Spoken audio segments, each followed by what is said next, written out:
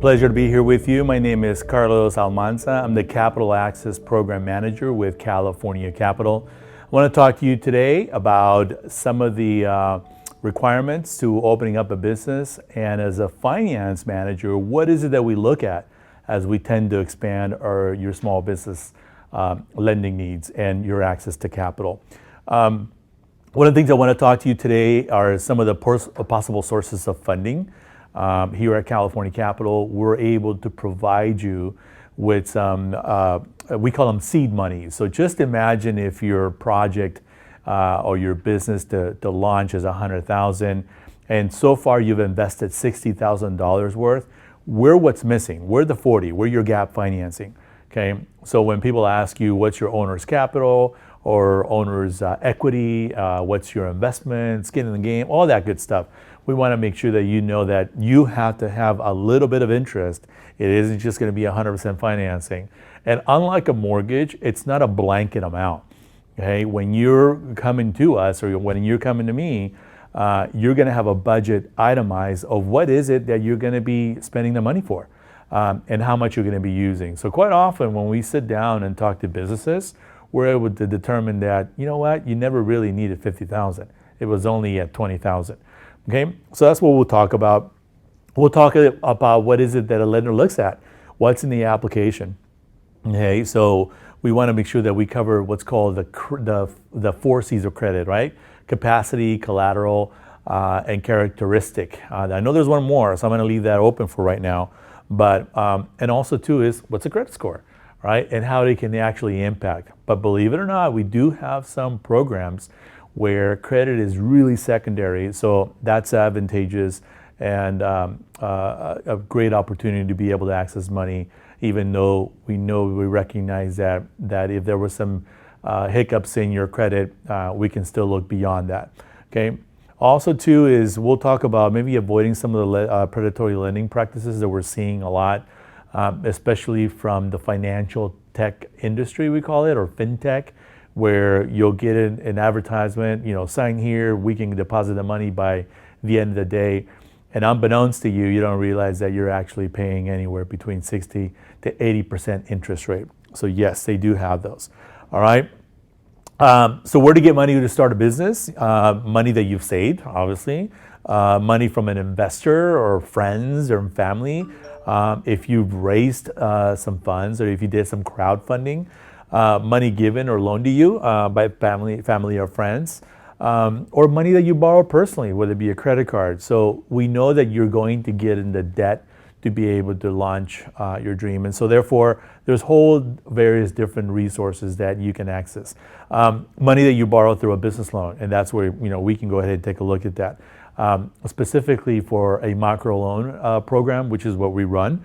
And then a state or local lending program, as well as business loan from a bank, a lender, or the Small Business Administration are some of the other sources. Other sources include credit unions, microlenders, community-based lending programs, and then other lending platforms that do exist and they're readily available to include the fintech industry. So this is where we sort of kind of decipher to ensure that you're careful as to what is it that you're signing and what you're agreeing on before you launch into something that's unbeknownst to you. Okay, so knowledge is power. So what is a microloan? Advantages of microloan, typically from microlenders such as ours, you have more flexible credit requirements, and that's important because we're able to pay more attention of the character of the business owner. And then of course, we work closely with you. We are what's called a Women Business Center, so we're able to provide an enormous amount of one-on-one counseling. We have business professionals, business coaches that will sit down with you, and whether you're a new launch or an existing business and that you've plateaued on your revenue or your revenue is going down, we're able to sit down with you and figure out what is working and what is not, and how can you change it. Right? We could provide some additional technical help and advice if need be beyond the business coaching that we also provide. And then of course, understanding the conditions in the local community and how that might affect your business.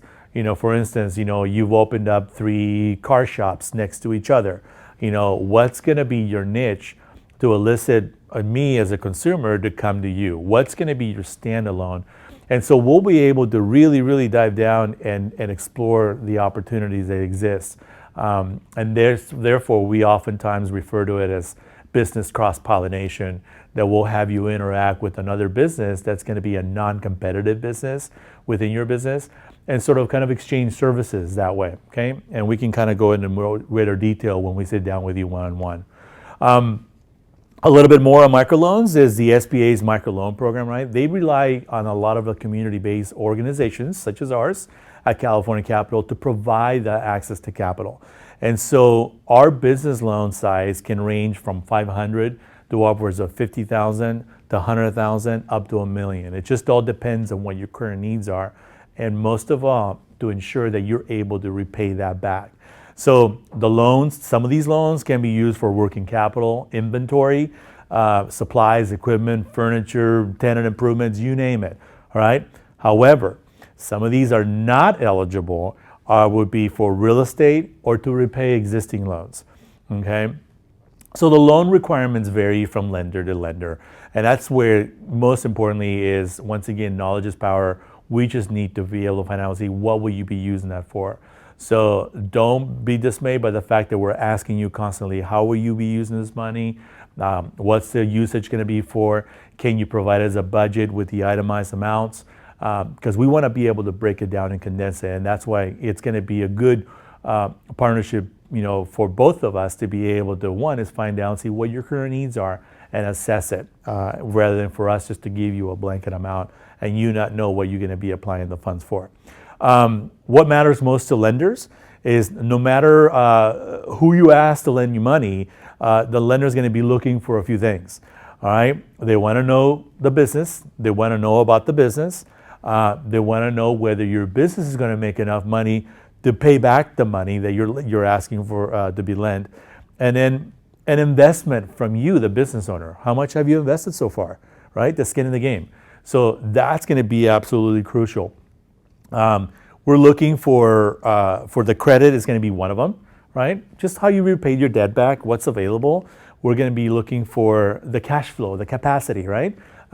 Can you go ahead and utilize the proceeds of the business to pay the loan back?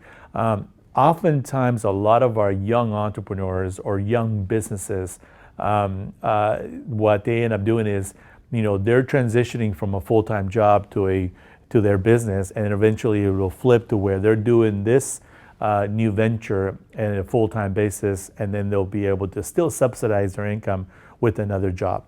Okay, the collateral, the guarantees. If you're a homeowner, are we able to go ahead and provide that as a guarantee?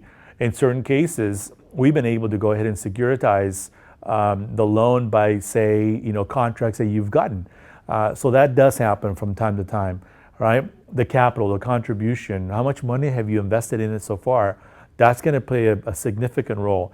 In certain cases, microlenders might require that, especially on the amount that you're requesting, they might actually say, can you provide 20% of whatever it is that you're asking for? And so if you've, that could be your time vested, that could be how long have you, to date. So for the most part, the skin in the game, the owner's equity has already been pretty much implemented in there. And then lastly is the condition. What's the condition that's going to be implemented as a result of this program being in place, as of, in relative to the monies that we're going to be able to provide for you from access to capital. Okay, so the one thing is, if you haven't already found out, is what is your FICO score, right? Fair Isaac's company. For most of us, oftentimes when we're able to access when we're able to access our credit report is when we've been declined. But in this case, you're able to access your 3 credit reports once a year, annually. So it might be a good idea to find and say, what's there? Because oftentimes there's a lot of those surprises, right? So most lenders will use scores, will use one factor to approve a loan, to maybe implement a conditional approval of the loan. And then also too is, some will drive the interest rate based on your FICO. And so here at California Capital, we're very stringent on what is it that we charge. We're currently at prime plus 5. So right now, let's say for a 5-year note or a 5-year loan, no prepayment penalty, it'll, 10,000 at 9.25 will run you about $206 a month. So as long as your business is able to pay or generate enough revenue to pay that back, or your part-time job is able to do that, then you should be okay. All right, so remember, the capacity is going to be the cash flow. You need to be able to determine whether the business makes enough money to pay back all of the bills, including the loan. And so we can help you with that. And I think oftentimes that's where a lot of our businesses really, really kind of get stuck in the cash flow. If you're an existing business, the lenders will look at how much money you've made in the past. If you're starting your business, lenders will look at your business plan, which is going to be a working document all the way through, and then your estimated or your projections of what you're estimating how much money you're going to make as a result of your business launching. Okay, the collateral is something tangible, right? An asset that you own or will buy with money from the loan that you get. So if you don't have a home, say you're not a homeowner, we can do what securitization of it could be, you can pledge things from within your shop to secure the loan.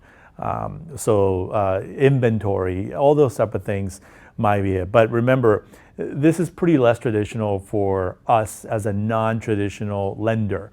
In other words, if we're lending you anywhere between $500 to $10,000, we're not going to be overly excessive into trying to securitize a lot of that. We know that it's working. We're going to work with you. And remember also too is once you get past that historic way of repaying that back, you'll be able to go ahead and ask for more money, which is what we want you to do. All right, so preparing to asking for a loan is you want to be well prepared. You want to make sure that you tell your story well.